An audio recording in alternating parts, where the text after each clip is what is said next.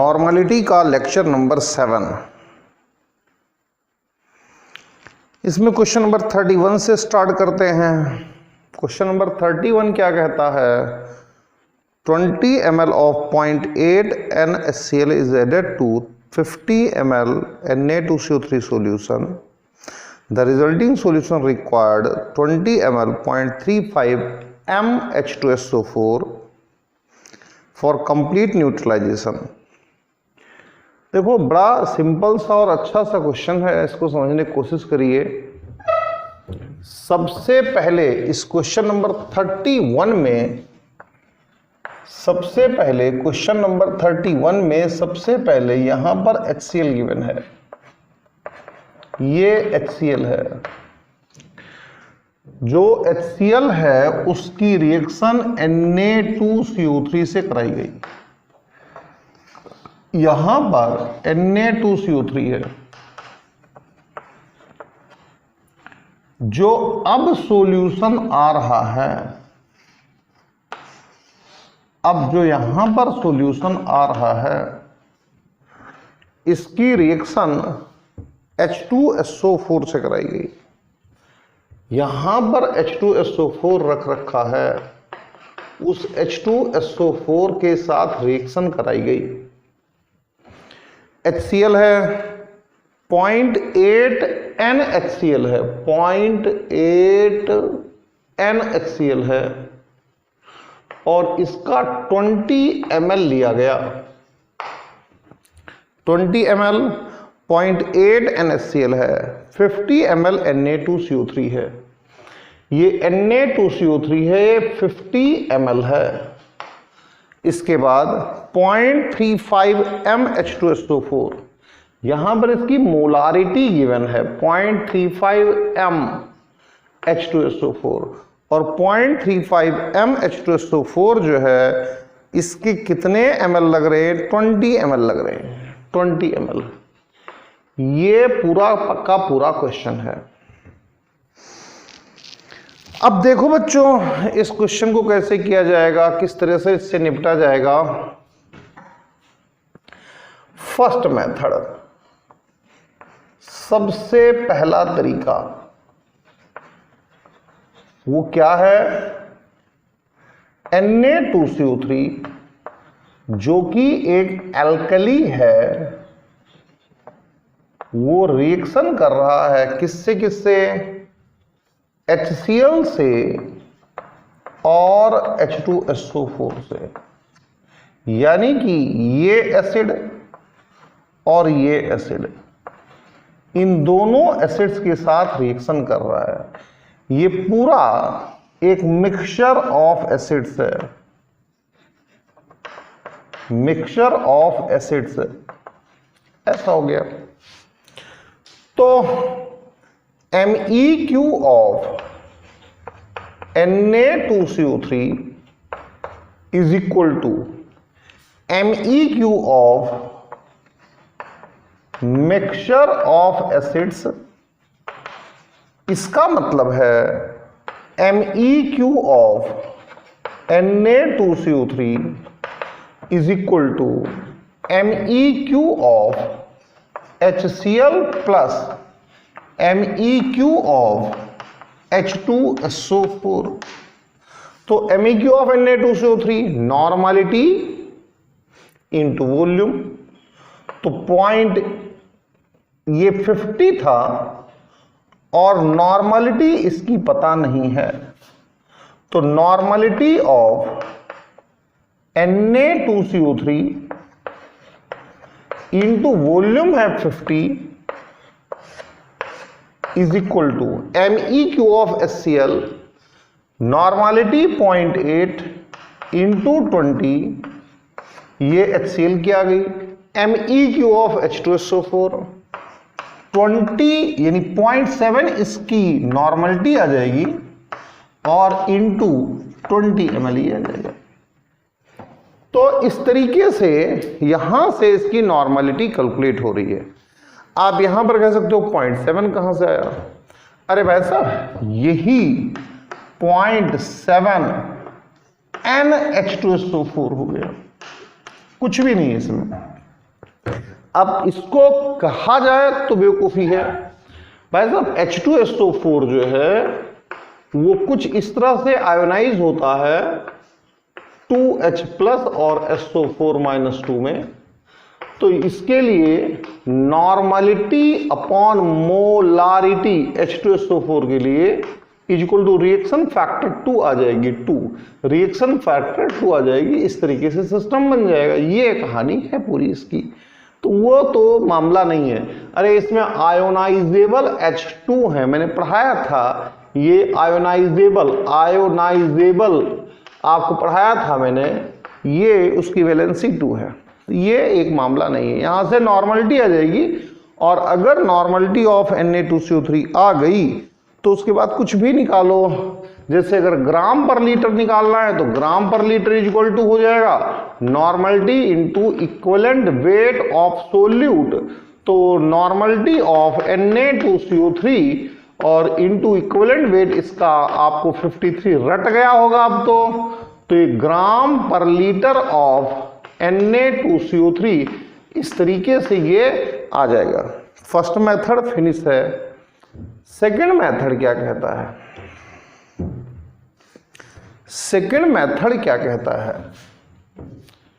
Second method क्या कहता है? थोड़ा सा हल्का सा चेंज कर रहा हूं मैं, बहुत थोड़ा सा, और इसलिए कि आने वाले क्वेश्चंस में इसका इस्तेमाल होना है। आने वाले क्वेश्चंस में इसका इस्तेमाल होना है, इसलिए मैं आपको करवा रहा हूं, वरना जरूरत नहीं है। भैया Na2CO3 रिएक्शन तो कर रहा है किससे? HCl से। मैं बता दूं ये सेकंड मेथड है। Na2CO3 रिएक्शन कर रहा है HCl से, बट नॉट कंप्लीटली। इसमें MEQ of Na2CO3 is equal to MEQ of HCl used for Na2CO3। तो इसकी नॉर्मलिटी इंटू वॉल्यूम कितना है? 50 है आई थिंक, हाँ 50 है, is equal to MEQ of HCl used for Na2CO3। Total MEQ of Na2CO3 solution, या नहीं HCl solution, HCl बचा कौन? ये बच गया ना HCl। क्या आएगा? नॉर्मलिटी 0.8 इंटू वॉल्यूम 20, तो क्या आएगा? 16 आ जाएगा। इन 16 में से यूज हो चुका है इतना, तो remaining MEQ of HCl 16 minus used, यानी 50 इंटू नॉर्मलिटी ऑफ Na2CO3। अब जरा देखिए कि आगे क्या होगा। आगे क्या होगा, ये आपके पास remaining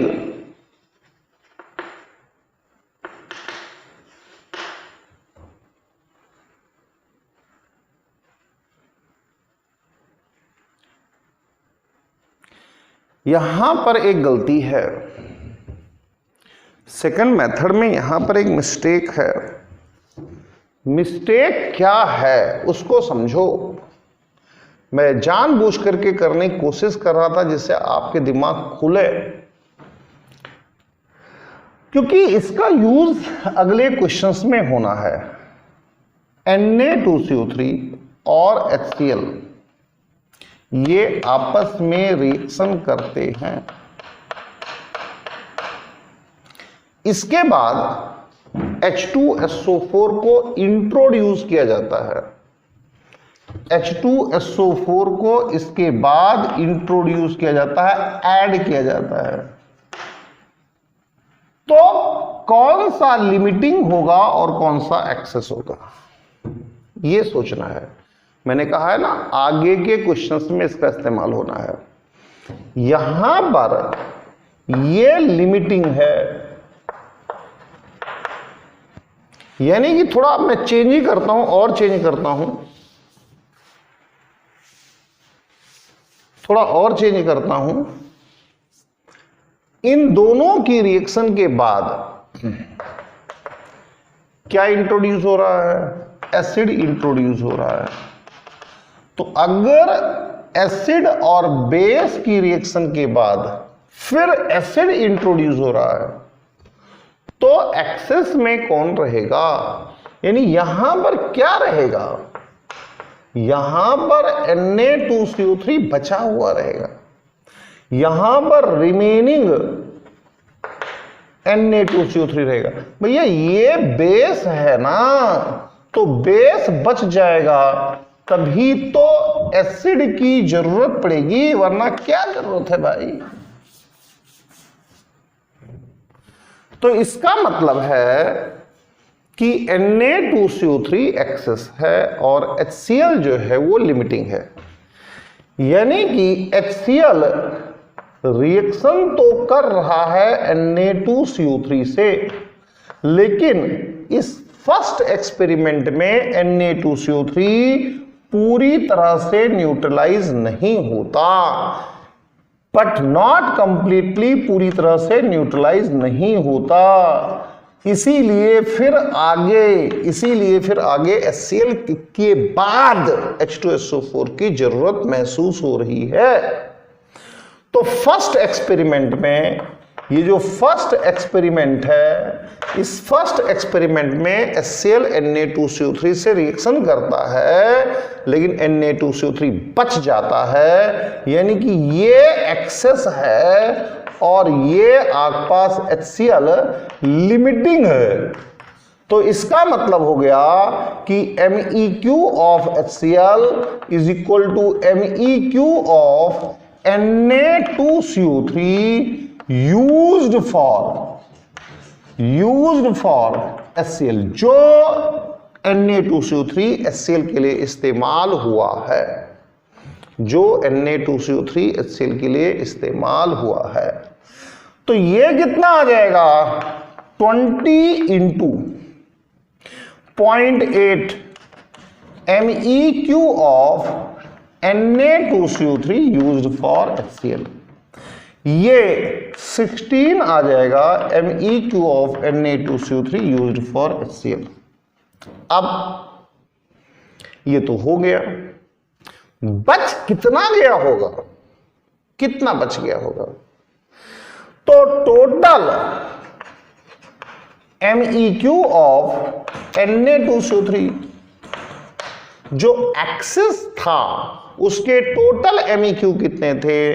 normality of Na2CO3 into volume, normality of Na2CO3 into volume. तो remaining MEQ of Na2CO3, remaining कितने? रिमेनिंग, अरे भैया टोटल कितना था? टोटल था 50 into N of Na2CO3, use कितना हो गया? 16 इसमें से इस्तेमाल हो गया, 16 इसमें से इस्तेमाल हो गया। अब आगे सेकेंड एक्सपेरिमेंट में H2SO4 को डाला गया। तो जो सेकेंड एक्सपेरिमेंट है, उस सेकेंड एक्सपेरिमेंट में H2SO4 को डाला गया। तो अब रिमेनिंग Na2CO3 रिएक्शन कर रहा है किससे? H2SO4 से।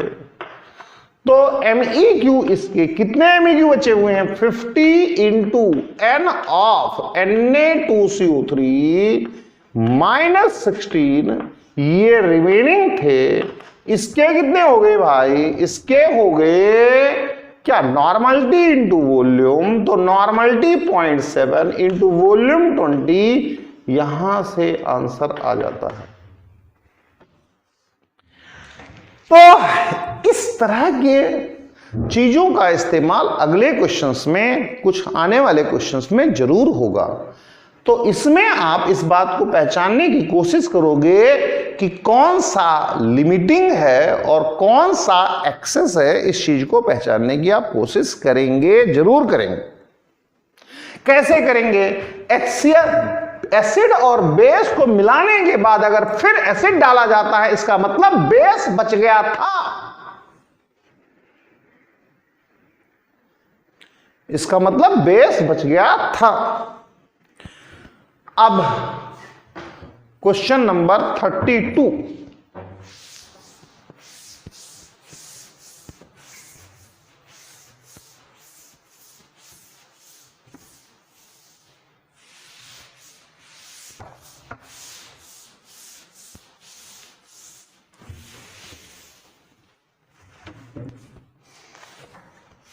क्वेश्चन नंबर 32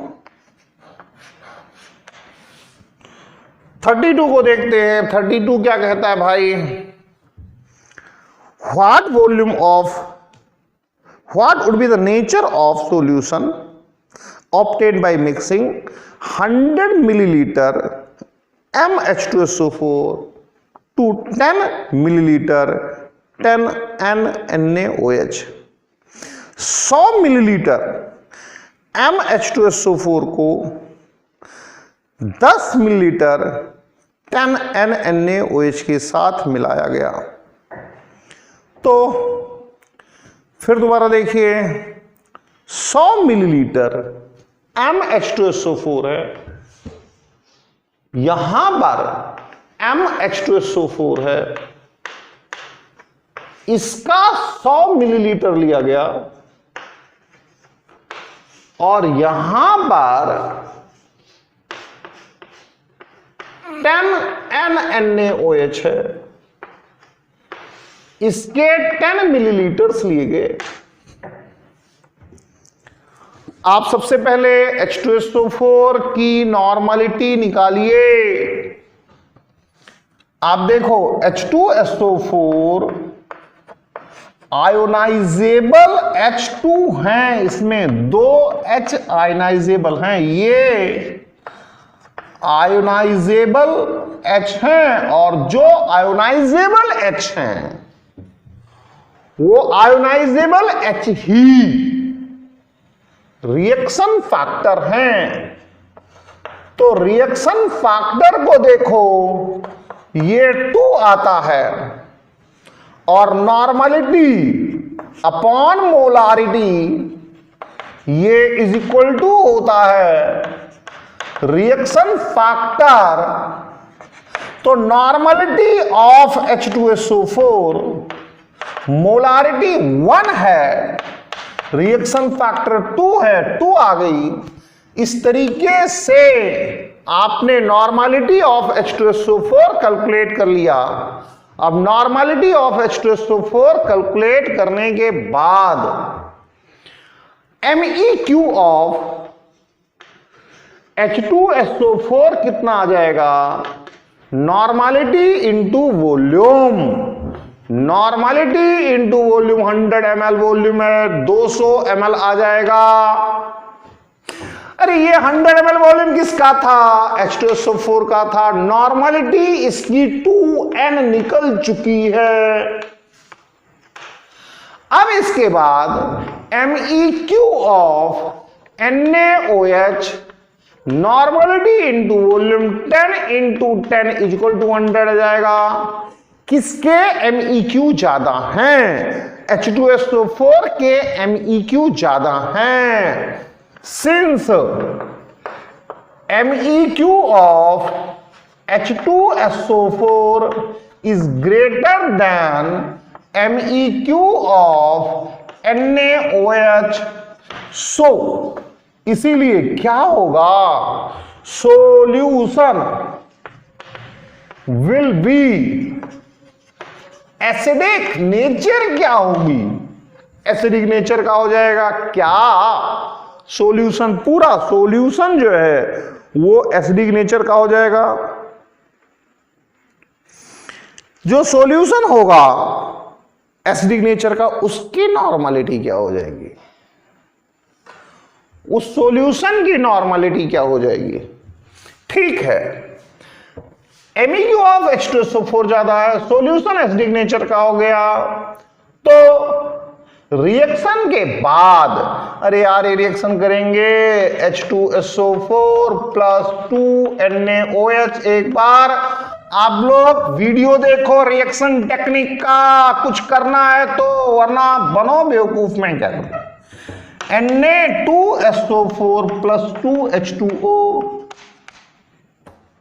तो रिएक्शन के बाद, आफ्टर रिएक्शन,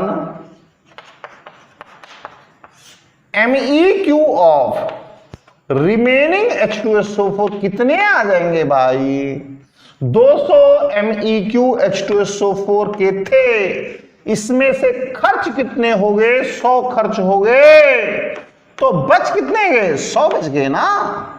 वॉल्यूम कितना, 100 इसका 10 इसका, 110 ml वॉल्यूम हो गया, तो टोटल वॉल्यूम कितना हो गया, 1110 ml।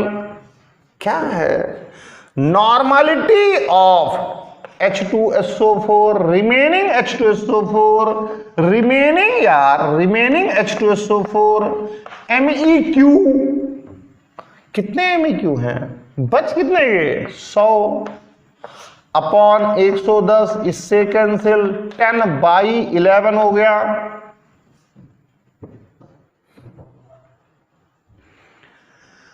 (32) के बाद 33 पर चलते हैं। 8 ml 0.75 NaCl is added to 25 ml Na2CO3. The resulting solution required 15 ml 0.8 NH2SO4 for neutralization. Calculate the strength of alkaline solution in normality and ग्राम पर लीटर। नॉर्मलिटी और ग्राम पर लीटर दोनों निकालना है। कैसे करेंगे क्वेश्चन को, किस तरीके से टैकल किया जाए, बहुत आसान क्वेश्चन है। अगले वाला ये शायद 30 कराया, उसी तरह से 30 की तरह से, क्वेश्चन नंबर 30 की तरह से है।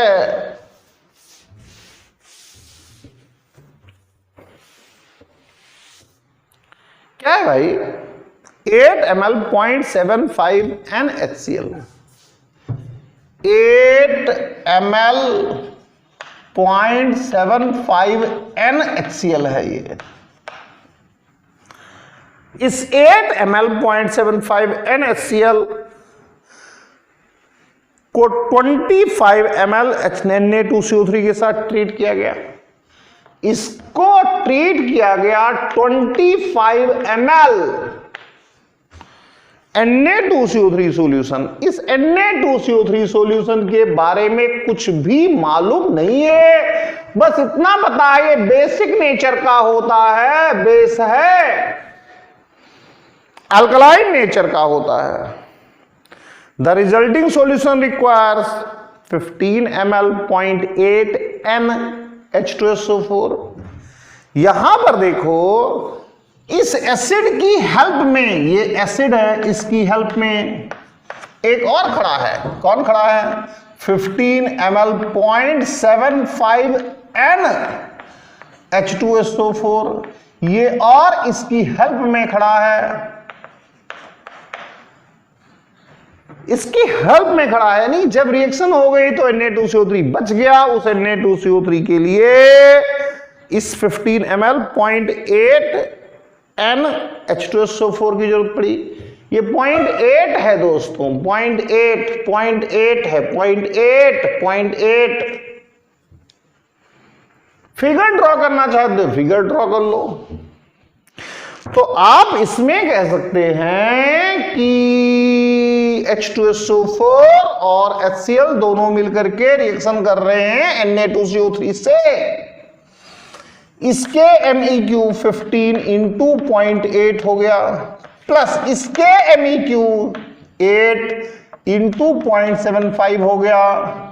इज इक्वल टू इसके MEQ वॉल्यूम इनटू नॉर्मलिटी। लो भाई साहब, आ गई नॉर्मलिटी, कुछ भी नहीं करना है। अगर आपको कॉन्सेप्ट एक बार क्लियर हो गई फिर कोई दिक्कत नहीं है।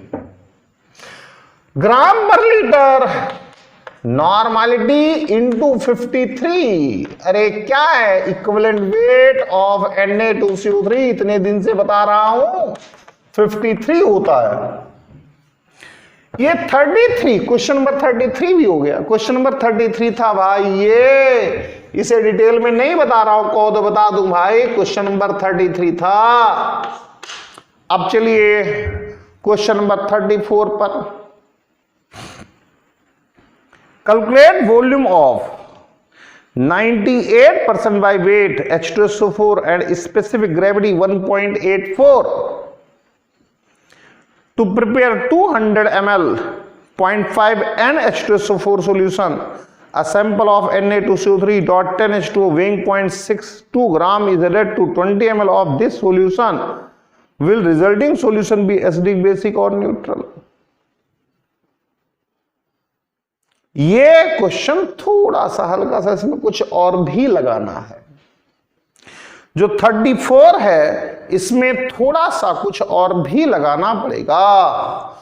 34 में थोड़ा सा कुछ और भी इस्तेमाल करना पड़ेगा। वो क्या इस्तेमाल करना पड़ेगा 34 में, देखिए 34 में, क्वेश्चन नंबर 34 में सबसे पहले एक फॉर्मूला लगाना पड़ेगा।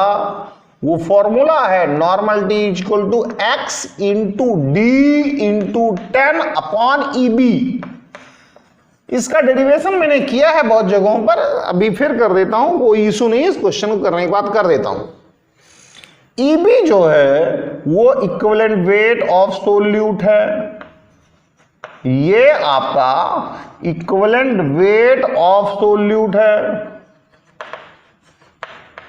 कोई दिक्कत नहीं, इक्विवेलेंट वेट ऑफ सोल्यूट है। ये जो D है ये डेंसिटी ऑफ सॉल्यूशन है, डेंसिटी ऑफ सॉल्यूशन है, डेंसिटी ऑफ सॉल्यूशन है। जो X है, X ये परसेंटेज बाई वेट है। तो यहां से आप नॉर्मलिटी ऑफ H2SO4 निकालो।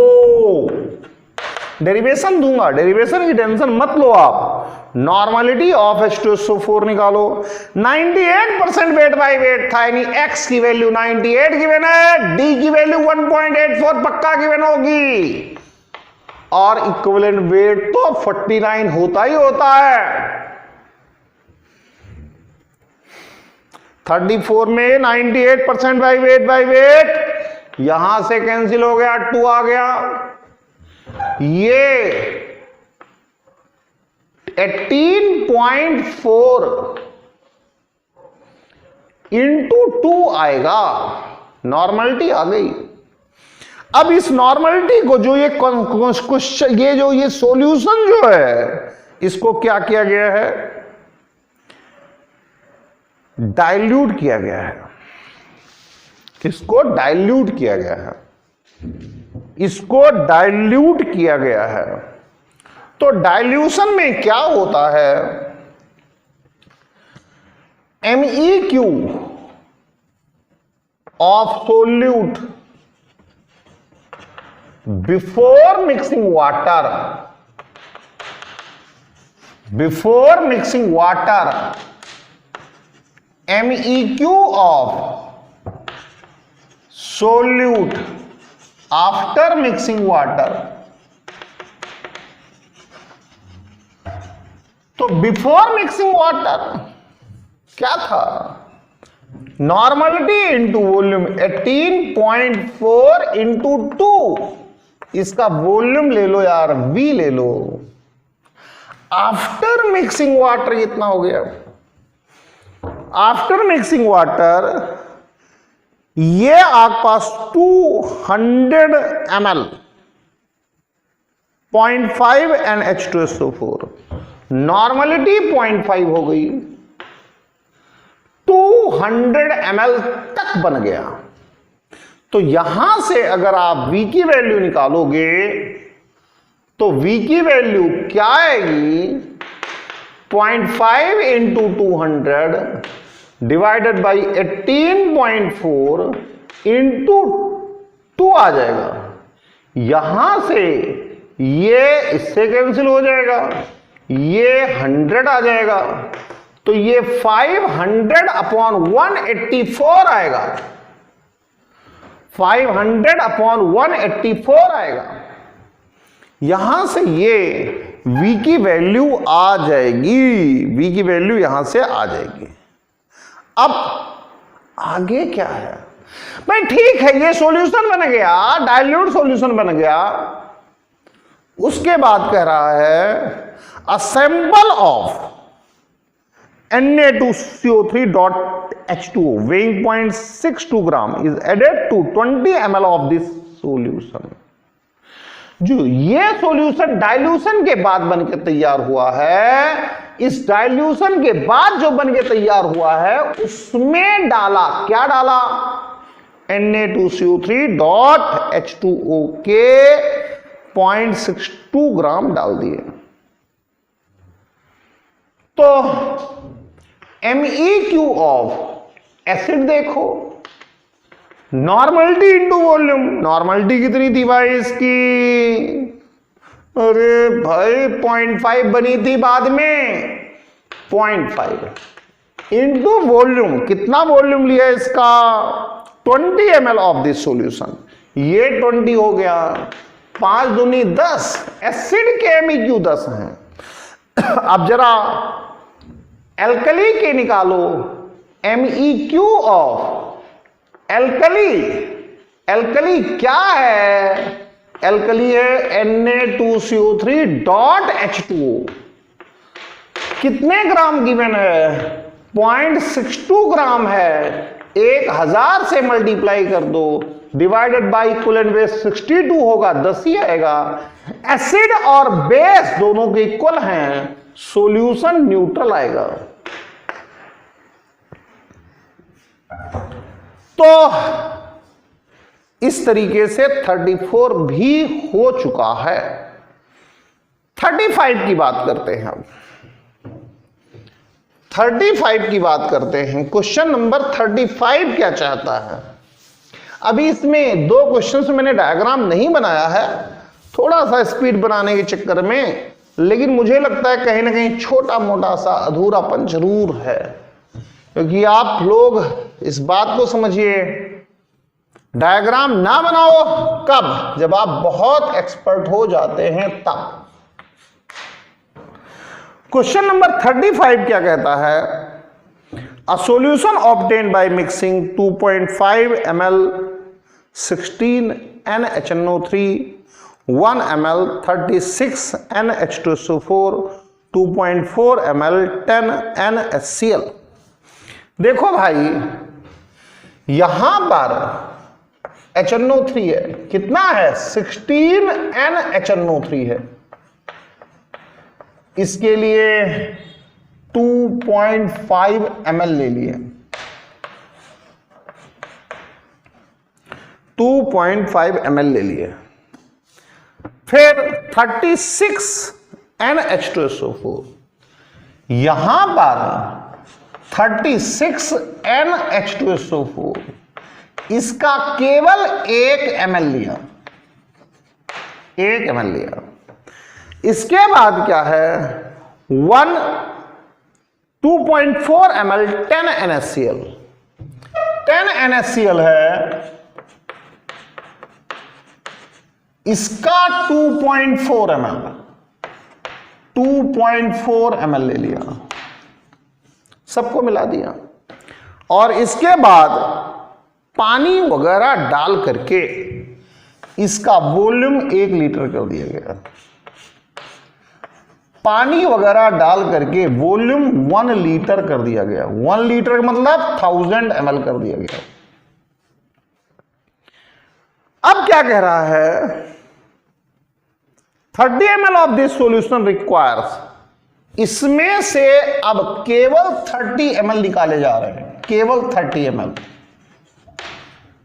30 ml of this solution requires 42.9 ml of Na2CO3.10H2O solution। 42.9 ml। यहां पर Na2CO3.10H2O का सॉल्यूशन है, इसके 42.9 ml इस्तेमाल हो रहे हैं। तो आपको निकालना क्या है? Calculate normality of dilute acid, strength of Na2CO3 solution in normality in gram पर लीटर। इसकी नॉर्मलिटी निकालनी है कि इसकी नॉर्मलिटी कितनी थी। ये जो सॉल्यूशन है इसकी नॉर्मलिटी निकालनी है कि इसकी नॉर्मलिटी कितनी थी, साथ में इसका ग्राम पर लीटर भी निकालना है कि ग्राम पर लीटर कितना था। इतने काम करने हैं हमें।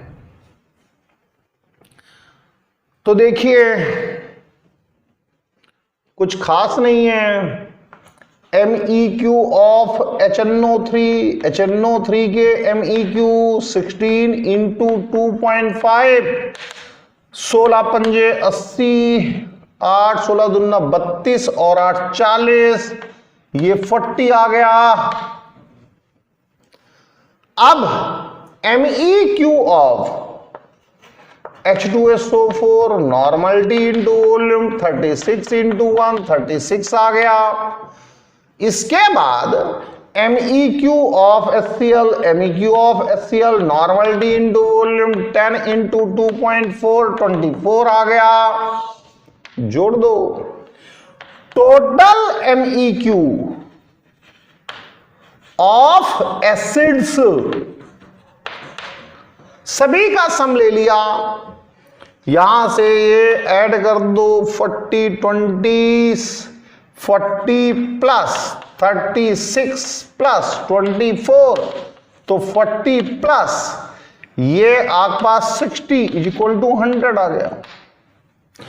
अब टोटल वॉल्यूम कितना कर लिया? फाइनल वॉल्यूम क्या हो गया भाई? 1000 ml हो गया।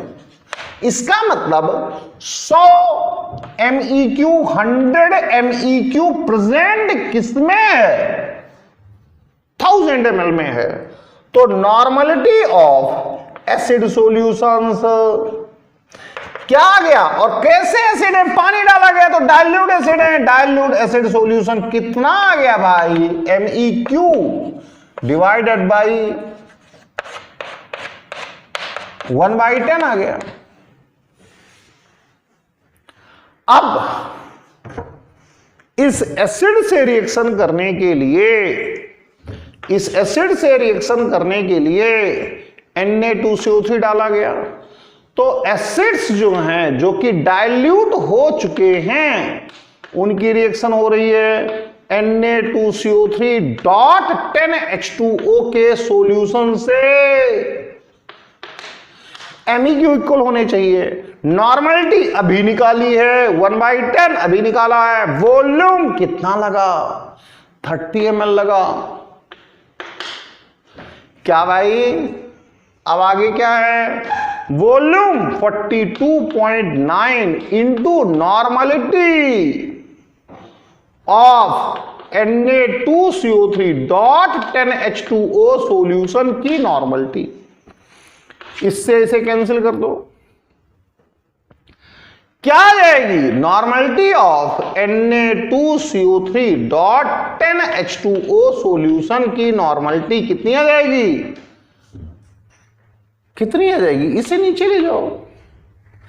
3/42.9 आ जाएगी। 3 एकम 3, 3 चौक 12 और 3 ये आपके पास 10/143 आएगी।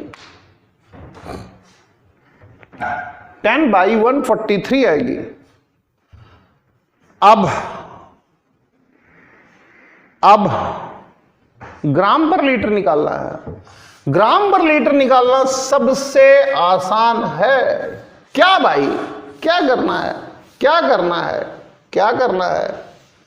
Na2CO3.10H2O का इक्विवेलेंट वेट चाहिए। तो मोलर मास ऑफ Na2CO3.10H2O, इसका मोलर मास कितना आता है?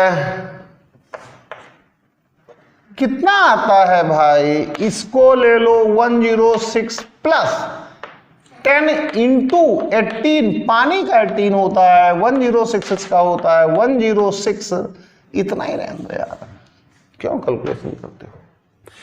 इक्विवेलेंट वेट ऑफ Na2CO3.10H2O क्या आएगा? 106 प्लस 10 इंटू 18 डिवाइडेड बाई 2। इसको डिवाइड करोगे 53 आएगा, इसको डिवाइड करोगे 90 आएगा, 143। और अगर ग्राम पर लीटर पता चल गया, सॉरी इक्विवेलेंट वेट पता चल गया, तो ग्राम पर litre normality into equivalent weight 143, normality 10 by 143 थी, 143 ये कैंसिल, 10 आ गया आंसर, 10 ग्राम पर लीटर भाई, 10 ग्राम पर लीटर। इस तरह से 35 क्वेश्चन नंबर तक फिनिश हो चुका है। Thank you very much.